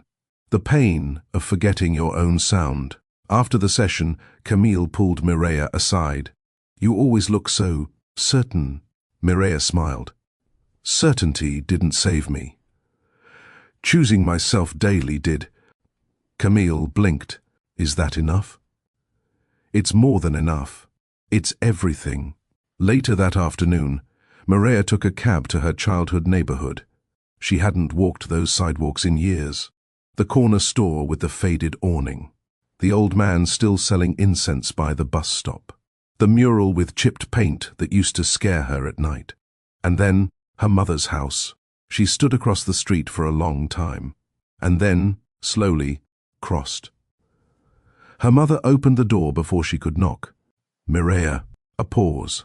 Then an embrace that lasted longer than any apology ever could. They sat on the porch, sipping tea. No awkwardness, no rehearsed speeches, just time and understanding filling the space that had once been silence. "I thought letting you go would give you distance," her mother said. "But it gave me clarity." Mireia nodded. "I needed to lose everything I wasn't, so I could become everything I am." Her mother wiped a tear. "And you are breathtaking." Before she left, her mother handed her a small photo album. One Mireia hadn't seen since college. Inside were pictures of her, before Colton, laughing in sneakers, dancing with no makeup, wearing a red dress with a smile that touched both sides of the frame.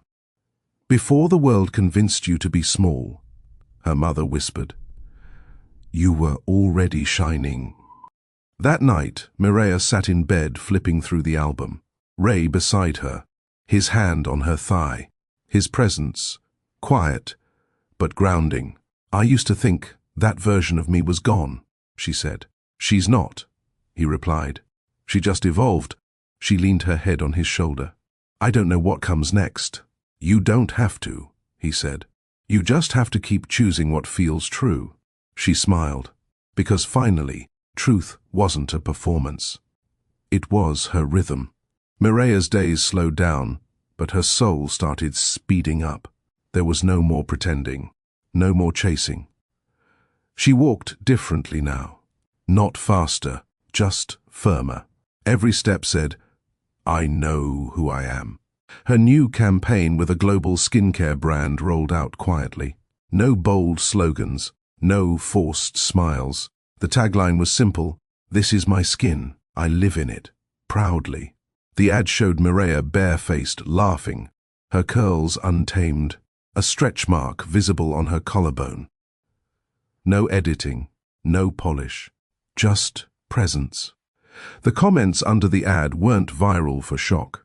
They were viral for truth. "I've never felt seen like this before. My daughter looked at this and said, 'She looks like us.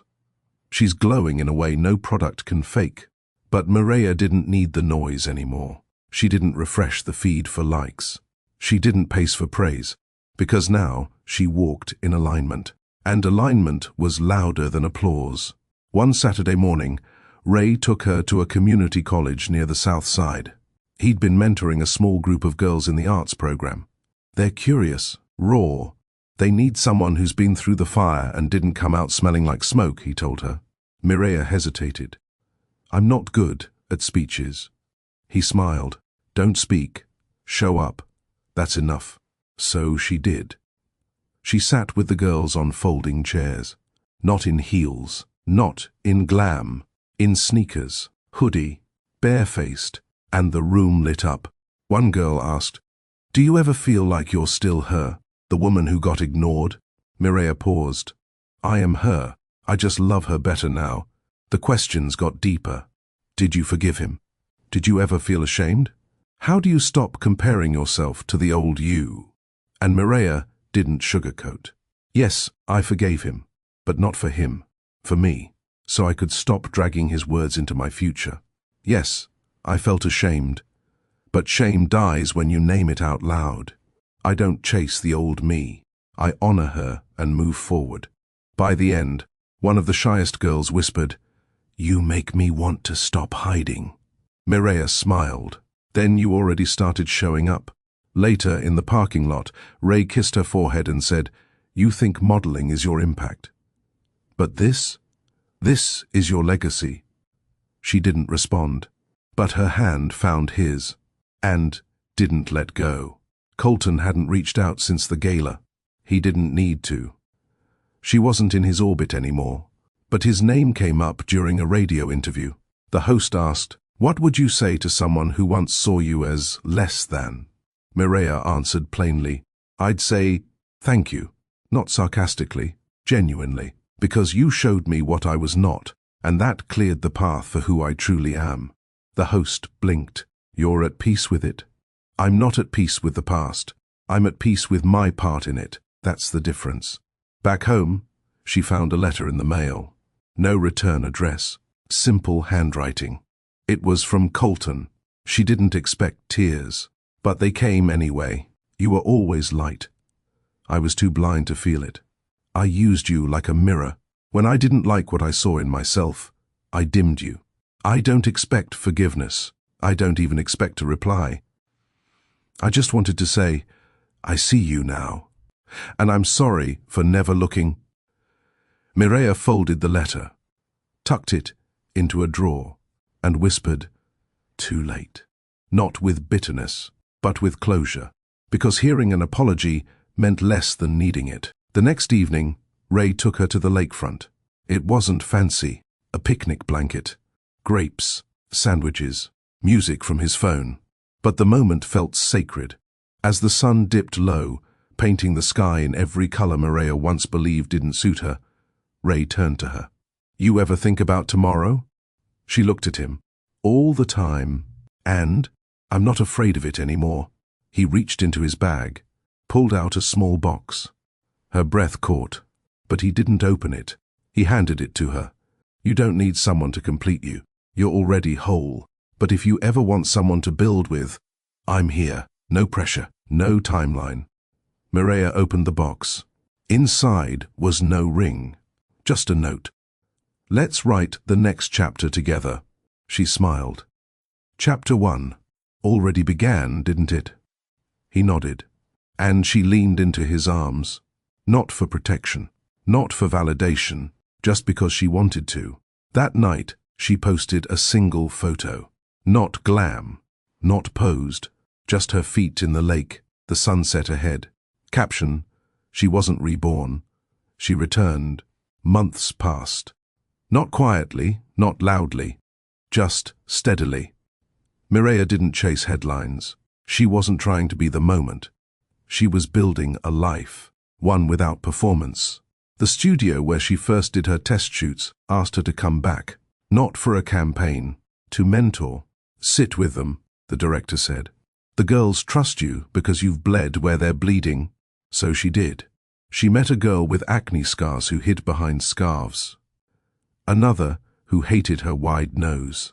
One who thought if she didn't get thinner, she'd never be worthy of being photographed. Mireia didn't talk like a teacher.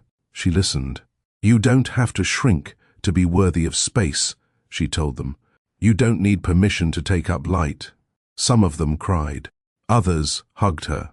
One just stared at her and whispered, "Thank you for not being perfect." Mireia smiled. I tried being perfect. It nearly killed me. Back at home, her fridge had fewer diet shakes. More real food, no calorie counting. Ray still left little notes by the kettle. A, you are magic. Don't argue. E, your silence healed more than your voice ever had to. A, your laugh is my favorite song. He hadn't proposed again. He didn't have to. They weren't waiting on ceremony. They were living. Every touch was a vow. Every morning kiss was a choice. But one morning, Mireia woke up to dozens of missed calls.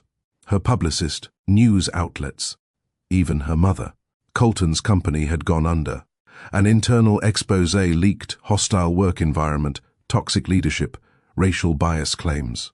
It made national headlines. Her face, from old photos, was plastered in the stories, captioned "the face he let go." Mireia stared at the screen, shook her head. Ray was behind her, reading over her shoulder. "Don't let this drag you back," he said quietly. "I won't," she whispered. "But I won't pretend I don't feel something." Anger? No. Closure. Later that day, Colton showed up at the open studio where she was mentoring. No camera crews. No press. Just him. Smaller than she remembered. Not physically, spiritually. He waited until the girls were dismissed, then approached her, hat in hand. "I didn't come to ask for a second chance," he said. "I came to ask what I missed." Mireia didn't move. "You missed me. The real me. Not the one who needed fixing. Not the accessory you paraded when it suited your brand." He nodded. "I used to think loving someone meant molding them, controlling them." She folded her arms. "That wasn't love. That was ego. I know that now." She looked away. "I forgave you, Colton, a long time ago, but I won't let you rewrite the ending." He nodded. "That's fair." As he turned to leave, Mireia added, "I hope you find peace, but not through me. I'm done being someone's turning point. I'm my own beginning now." He stopped in his tracks, and for once, didn't try to argue. He just nodded and walked away. Ray was waiting for her in the car. No questions, just presence. Mireia got in, leaned her head on his shoulder. "I don't feel sad," she said. "I feel free." "Because you didn't flinch," he said. "You didn't shrink." She smiled. "I'm not the same woman he broke." "No," Ray whispered. "You're the woman you rebuilt." That evening, she hosted a small dinner. No glitz, just friends. They toasted to soft joy, not revenge, not vindication, peace, because that was the real plot twist. She didn't snap back. She grew forward. And for the first time in her life, Mireia didn't feel like she was surviving. She felt like she was living. The dinner wasn't grand. It was intentional. Soft jazz hummed from vintage speakers. Mireia wore a wine-colored wrap dress, nothing flashy, but it clung to her like it knew her body. Not the one she starved in her 20s. The one she fed, loved, and honored in her 30s. Her guests were people who saw her beyond headlines, Elani from the gallery who gave her that first job. Key Steph, the single mom from her apartment floor who lent Mireia salt and advice. The twin girls she once mentored, now walking their own runways. Ray, of course, pouring wine barefoot, easy. No one asked her for updates. No one measured her worth by bookings or clicks. They talked about the ridiculous price of avocados, childhood dreams, grief that still stings out of nowhere. Our recipes, their grandmothers swore by. Someone made a toast to healing out loud. Mireia didn't cry, but her chest rose with a kind of pride she'd never known. She didn't claw her way to this table. She deserved her seat. Later, Ray found her in the kitchen, barefoot, eating plantain chips over the sink. "You disappeared," he said, grinning. "Refueling," she replied. "I hosted, I hugged, I didn't overthink a single word. That deserves salt and crunch." He walked closer, kissed her forehead. "This you?" he asked softly. She looked at him, then at her reflection in the dark window. Natural hair pinned up, laughter lines, skin not filtered or glassy, but hers. "Yeah," she whispered. "This is me." He nodded. "And I love all of her." They danced in the living room barefoot that night. No music, just their own rhythm. His hands on her waist, hers behind his neck. No one was watching. Nothing to perform. Just the kind of quiet that feels like a yes. 3 weeks later, Essence magazine released a spread titled "More Than Beautiful, Mireia's Second Act." The opening line read, "She left a man who called her ugly and became her own standard of beauty." Inside were photos. Mireia in jeans and an oversized shirt, sipping coffee. Mireia teaching young girls how to stand still and proud. Mireia laughing mid-bite of cake. Mireia with Ray, looking at each other like the world stopped trying to impress them. The interview ended with this quote, "I no longer walk into rooms hoping to be seen. I walk in knowing I belong." It went viral, not because it was scandalous, but because it was truth. Colton issued a statement a week later. No denial, no victim play. Just this. "She was always the light. I was just too busy facing the mirror to see her shine. I hope she forgives me. But even if she doesn't, I'm grateful she chose herself." Mireia didn't respond, not in words, but in the quiet peace of her life, in the laughter she now let out without apology, in the rooms she walked into with posture, not permission. That was her reply. At a beach house months later, Ray surprised her. They stood by the waves. Wind tugged at her curls. No crowd, no cameras, just him and a ring. "I don't want to fix you," he said. "I don't want to build you. I want to walk with you, for every ordinary morning, every brave step, every quiet night. Will you?" Mireia didn't answer right away. She took a breath, felt the weight of her past, and the lightness of now. Then she whispered, "Yes, but not because I need you, because I choose you." Ray kissed her, not like she was glass, but like she was gold. And the girl who once slept on a couch in a silk dress, waiting for love, she no longer waited. She welcomed it, on her terms, in her time, without shrinking, without shame. Because beauty wasn't something she found in a mirror. It was something she built. From every "you're not enough" she turned into, "Watch me." And America? They didn't just call her beautiful. They knew she was. The Vogue event was invitation only. No publicists, no influencers chasing clicks. Only the faces who had earned their seat, through sweat, heartbreak, and a relentless refusal to shrink. Mireia stood near the mirrored doors of the ballroom, watching women arrive in all shades and sizes, all glowing in their stories. She didn't feel nervous, not like before. She felt anchored. Her curls were pinned in a vintage updo, wisps framing her face. The gown she wore hugged her softly. No tight cinches, no illusion netting, no edits. It was made by a black woman-owned label, custom-stitched with her stretch marks in mind. The designer had said, "I'm dressing the real America's Beauty, not the filtered one." Mireia wore it with pride. Inside, lights bounced gently off gold panels. The stage was minimal. Just a microphone, no flashing banners or dramatic music. When they called her name, there was no roaring applause. Just a rising wave of respect. Some stood, others nodded. One woman wept. Mireia stepped up slowly. She didn't adjust the mic. She didn't clear her throat. She just spoke. "I was told for years I wasn't enough. That my beauty had an expiration date. That silence was grace. That shrinking was the path to staying loved." She paused. "But I unlearned those things. I left rooms where I was tolerated, and I built one where people are celebrated. My stretch marks are not flaws, they're evidence. My scars are not shameful, they're proof. And I am not beautiful despite my past. I'm beautiful because of it." Someone clapped. Then, another. Soon, the room rose again. Not in frenzy, but in unity. Mireia smiled. Not because she needed the validation, but because she had finally learned to receive it without guilt. After the speech, a woman approached. Late 50s, sharp grey bob, pearl earrings, eyes that had seen pain and power alike. "You said what I never could," she told Mireia, holding her hand. Mireia nodded gently. "Then we say it together now." In the hallway, she found a quiet corner. Ray wasn't with her tonight. He was speaking at a youth photography summit in Detroit, but he had left a voice note. She put in her earbuds and played it.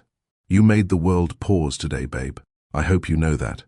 I love you, not the magazine you, not the speech-giving you, the you who eats cereal at midnight, the you who hums off-key in the shower, the you who once said, 'I think I'm finally enough,' because you always were. I just get to remind you." She bit her lip, smiling, not because of his words, but because she believed them now. The Vogue cover released 3 days later. It wasn't glossy, it wasn't staged. It was Mireia, barefoot on a stool, laughing. Unretouched, eyes crinkled, skin glowing from within. The headline read, "Mireia, the woman who redefined beautiful." Social media didn't explode. It exhaled. Comments weren't thirsty or toxic. They were thankful. Women said, "Hey, I threw out the jeans that never fit me. Hey, I wore red lipstick for the first time in 10 years. Hey, I left my husband. I'm choosing me." And that's when Mireia knew she hadn't become a model. She had become a mirror, reflecting back to others what they'd forgotten they held. Her old apartment in the South Side was still hers. She never gave it up. It was now a mentorship space. Young girls gathered on Saturdays for beauty without permission workshops. No ring lights. No filters. No makeup kits. Just chairs. Journals. Real talk. One girl, maybe 15, had asked, "How do you stop hearing their voices in your head?" Mireia had smiled gently. "You don't. You just learn to talk back." Back in New York, Mireia visited the same restaurant Colton once mocked her in.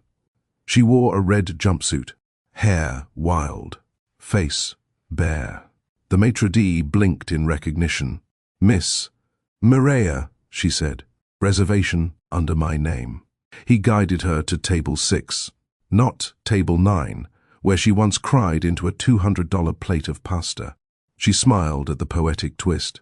She didn't wait for anyone. She ordered wine, opened her book, ate slowly. People stared.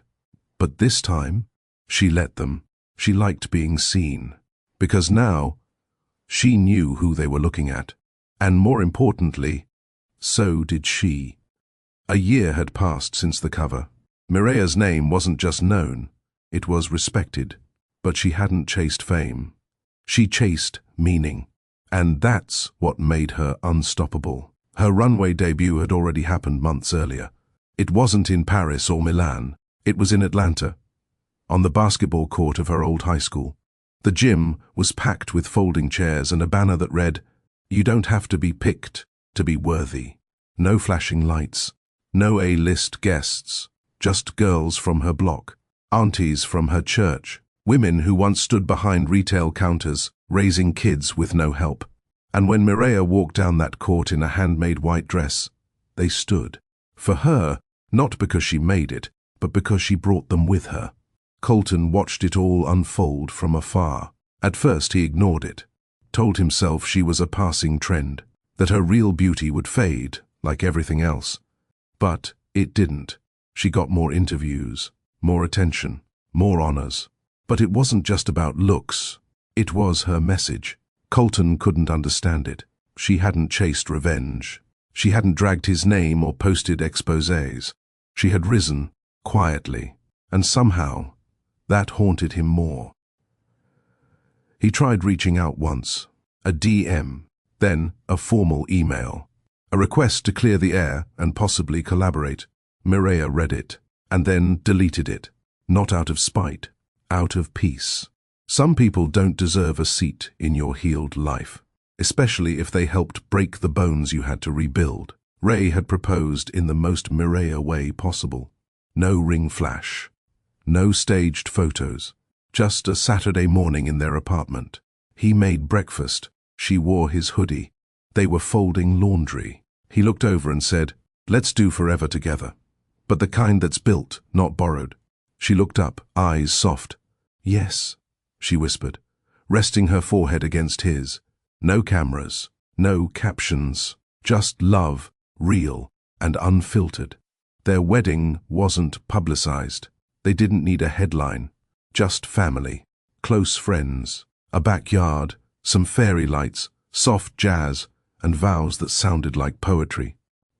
Mireia had walked barefoot down the aisle, and the guests cried, not because of the dress, but because of the journey.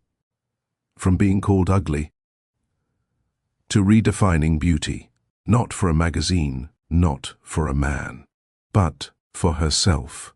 Years later, Mireia stood backstage at a university auditorium. She was about to give the keynote at a graduation ceremony for young women from underserved communities. She looked out through the curtain and saw them. Girls with different hair, skin, bodies and stories. Some with babies in tow. Some with scars. All with dreams. She turned to her assistant and whispered, "Let's do this." As she stepped onto the stage, a hush fell. The applause wasn't wild, it was reverent. She held the mic and began, "When I was a little girl, I thought beauty came from mirrors.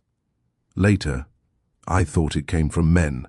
Then, I thought it came from magazines.